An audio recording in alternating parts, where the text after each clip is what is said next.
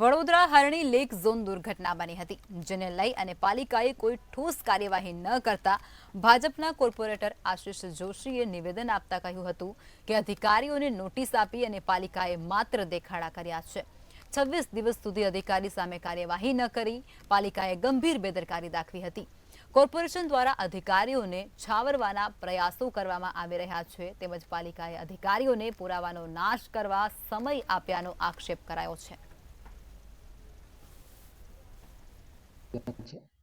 Vadodara corporation તમામ પરિવારો સાથે સંવેદના રાખી રહ્યું છે। બનાવની ગંભીરતા જોઈ અને એ જ દિવસે જે કોઈ ડોક્યુમેન્ટ, જે કોઈ ફાઇલ હતી તે ઇન્વેસ્ટિગેટિંગ અધિકારી કલેક્ટર સાહેબને આપી દેવામાં આવ્યા હતા।